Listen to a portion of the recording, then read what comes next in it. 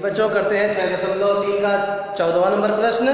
कह रहा है कि एक त्रिभुज ABC की भुजाएं AB और AC तथा माध्यिका AD एक अन्य त्रिभुज की भुजाओं PQ PR तथा माध्यिका PM के क्रमशः समानुपाती हैं। दर्शाइए कि त्रिभुज ABC समरूप है त्रिभुज PQR के। चलिए दिए गए कथन के अनुसार पहले चित्र बनाते हैं दो त्रिभुज।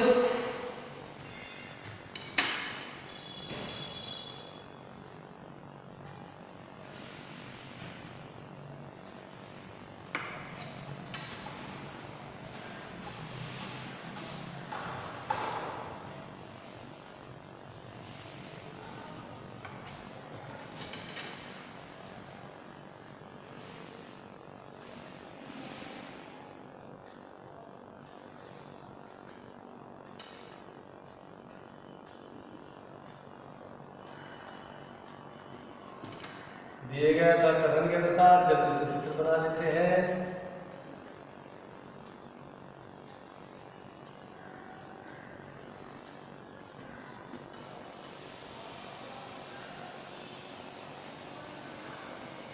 चलिए ये हमारे पास दो त्रिभुज बन गए, माध्यिकाएं भी हमने साथ में बना ली हैं। तो यहाँ पर हमारे पास बन गए हैं त्रिभुज, ये मान लीजिए है ABC और इसकी माध्यिका है बच्चों AD। ये AD इसकी माध्यिका है। इसके पश्चात दूसरा त्रिभुज है हमारे पास PQR और बच्चों इसकी माध्यिका है PM और ये समानुपाती है। तो चलिए लिखते हैं। सबसे पहले दिया है, क्या सूचना में दी गई है वो लिखते हैं। दो त्रिभुज दिए हैं। दिया है त्रिभुज ABC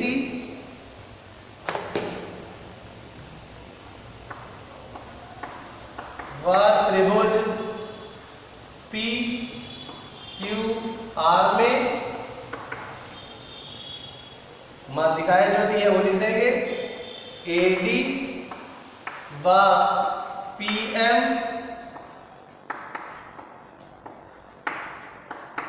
माध्यिकाएं हैं व AB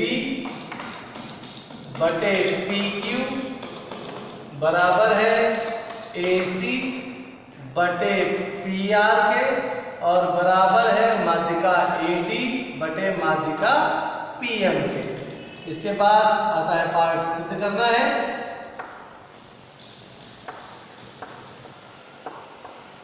तो क्या सिद्ध करना है बच्चों? यहाँ पर इन दोनों त्रिभुजों को समरूप सिद्ध करना है कि त्रिभुज ABC समरूप है त्रिभुज PQR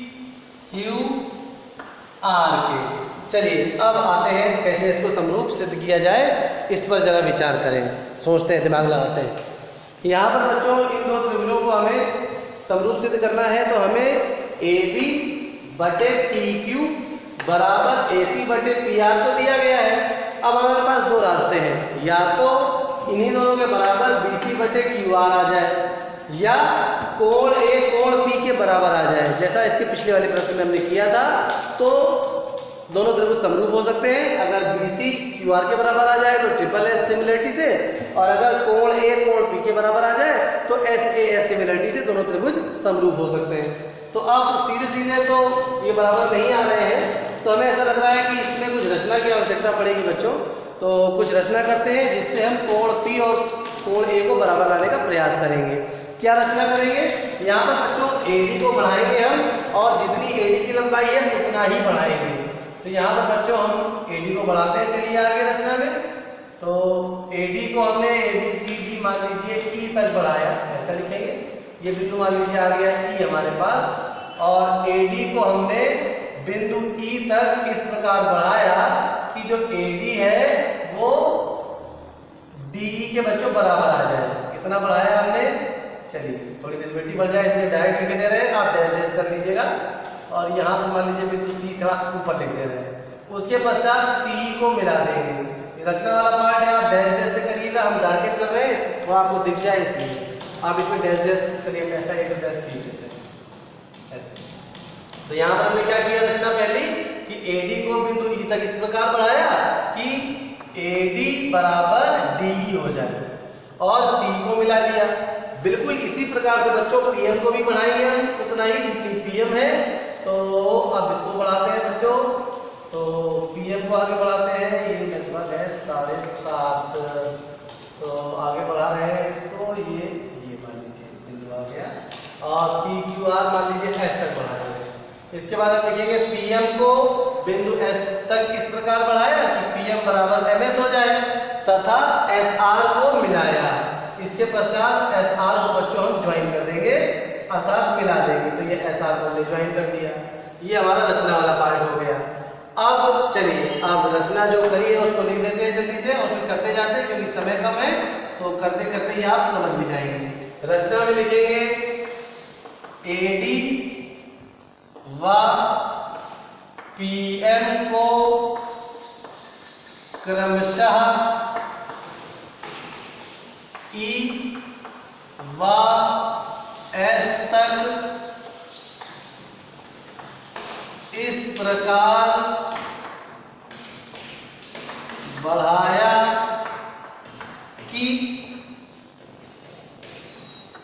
AD बराबर D हो जाए व PM बराबर MS हो जाए।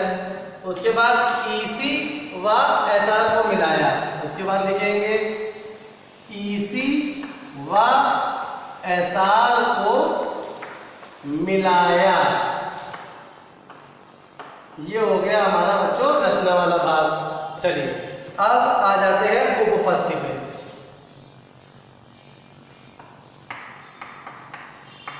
चलिए क्या क्या इसमें कर सकते हैं, देखिए जरा ध्यान से। यहां पर देखिए D पहले से ही BC का मध्य बिंदु था क्योंकि AD माध्यिका है, इसलिए BD और DC तो आपस में बराबर है। उसी प्रकार से यहाँ पर M QR का मध्य बिंदु था, इसलिए QM और RM भी बराबर है और इधर देखिए ये दोनों कोण भी बराबर है। तो इन दोनों त्रिभुजों को हम सर्वांगसम कर सकते हैं। उससे क्या फायदा मिलेगा अभी देखेंगे हम लोग। तो चलिए किसी एक त्रिभुज के लिए लिख दे रहे हैं, बाकी फिर इसी प्रकार लिख देंगे। तो पहले वाले लिए लिखते हैं त्रिभुज ADB, त्रिभुज ADB व त्रिभुज EDC में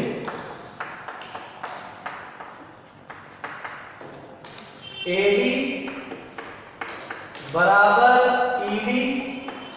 ये कहां से आया बच्चों, ये आया रचना से।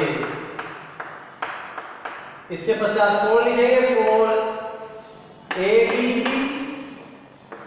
जो क्राइटेरिया हमें लगाना है उसी क्रम में हमें कंपोनेंट्स को लिखना चाहिए। यहाँ पर हम SAS कॉन्ग्रुएंसी अप्लाई करना चाहते हैं, भुजा कोण भुजा सर्वांगसमता, तो उसी क्रम में हम इन कंपोनेंट्स को लिखेंगे। तो हम लिखेंगे इसके बाद भुजा एक लिख लिया, कोण कोण ADB, कोण ADB बराबर होगा कोण EDC के। कोण ADB बराबर होगा कोण EDC के और ये क्या होंगे, ये होंगे बच्चों शीर्षा भिमुख कोण, वर्टिकली अपोजिट एंगल से, इसलिए यहाँ पर बराबर होंगे। अब तीसरी भुजा पे आते हैं BD।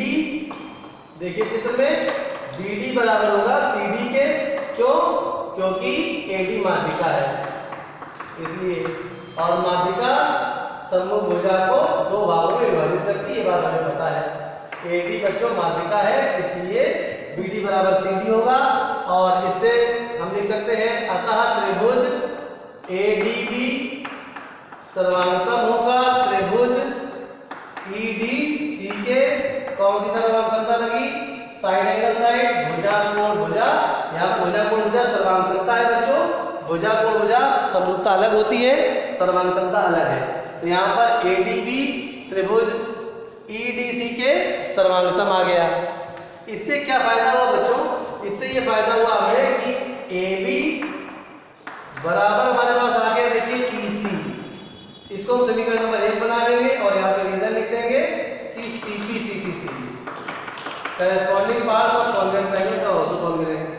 बिल्कुल इसी प्रकार अब आप लिखेंगे इसी प्रकार अगर हम दूसरे चित्र में देखें बच्चों तो त्रिभुज PMQ और SMR समांसम हो जाएंगे। इस दशा में PQ SR के बराबर आ जाएगा।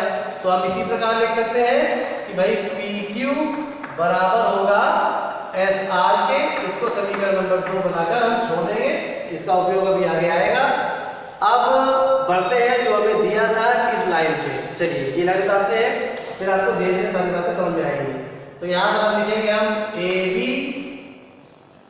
बटे PQ बराबर AC बटे PR बराबर AD बटे PM। ये कहाँ से आ गया? ये बात बच्चों हमें ज्ञात है।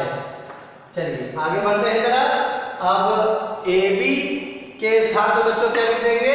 यहाँ से EC, ये देखिए AB के स्थान पर EC लिख दिया समीकरण 1 से। PQ के स्थान पर क्या लिख देंगे बच्चों?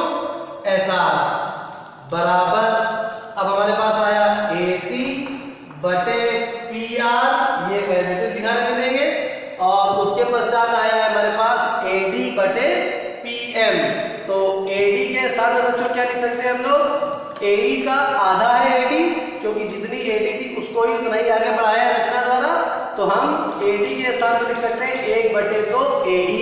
तो यहाँ पर हम आगे लिख देंगे 1 बटे 2 AE बटे, यहाँ पर 1 बटे 2, और बच्चों PM के स्थान पर हम 1 बटे 2 PS लिख सकते हैं।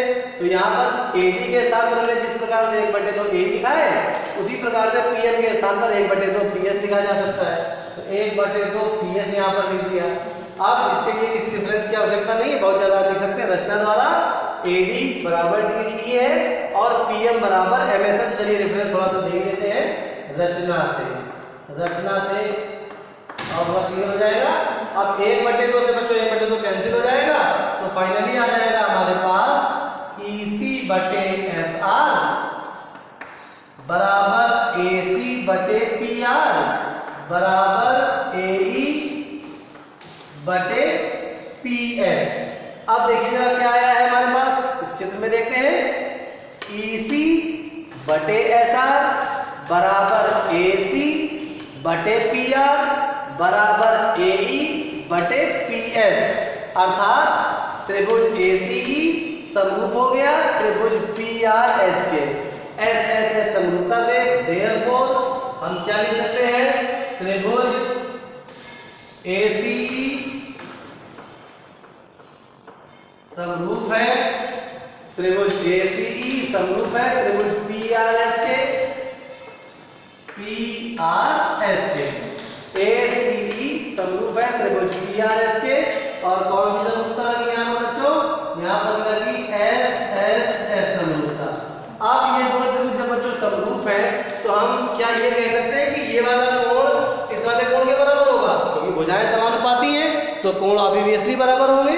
तो हम लिखेंगे कोण CAE, इस आधार पर कोण CAE बराबर होगा कोण RPS के।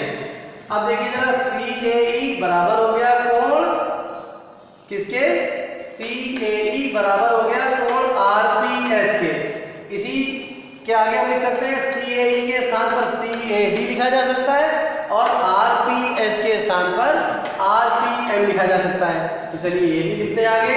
इसकी अगली पंक्ति आएगी कोण CAD बराबर कोण RPM। ये हो गया हमारे पास समीकरण कितने बन चुके थे? 2। तो इसको समीकरण नंबर 3 मान ले रहे हैं। अब बच्चों जिस प्रकार से हमने यहाँ पर EC को मिलाया था और SR को मिलाया था तो कोण ये वाला और ये वाला बराबर आया है। अगर हम उसी प्रकार से BE और QS को मिला लेते तो ये वाला कोण और ये वाला कोण बराबर आ जाता। तो बस अब हमें लिखना है केवल इसी प्रकार। तो अब लिखेंगे हम इसी प्रकार। इसी प्रकार क्या लिखेंगे कि भाई कोण BAD कोण BAD बराबर हो जाएगा कोण QPM के। ये बराबर होगा कोण QPM के। ये हो गया समीकरण नंबर 4। अब इन दोनों समीकरणों को बच्चों हम जोड़ देंगे। तो दो समीकरणों को जोड़ने का अर्थ है कि दाएं पक्ष से दाएं पक्ष और बाएं पक्ष से बाएं पक्ष को जोड़ना। तो अब अगली पंक्ति आ जाएगी कोण CAD धन कोण BAD बराबर कोण RPM धन कोण। चलिए नीचे लिखते रहे, जगह अगर पूरी ना पड़ रही हो। चलिए हाँ एंटर तो आ गया है, ये धन का चिन्ह लगा है, आगे आप समझ जाइएगा धन कोण ये वाला QPM। अगर आपको थोड़ा बहुत छूट रहा हो तो जब बोल रहे हैं उससे आप समझ सकते हैं। अब देखिए जरा कोण यहाँ पर चित्र पे देखिए CAD, ये CAD धन कोण BAD मिलकर पूरा पूरा कोण A बना रहे हैं। तो हम यहाँ लिख देंगे कोण A। उसी प्रकार से कोण जो यहाँ पे लिखे RPM धन कोण QPM मिलकर पूरा पूरा कोण P बना रहे हैं। तो यहाँ पर कोण A बराबर कोण P आ गया और ये हो गया हमारा समीकरण नंबर बच्चों 5। अब सीधे सीधे दोनों त्रिभुजों में आ जाइए जिन्हें हमें समरूप सिद्ध करना था। तो अब हम लिखेंगे त्रिभुज ABC व त्रिभुज PQR में क्या लिखेंगे यहाँ पर AB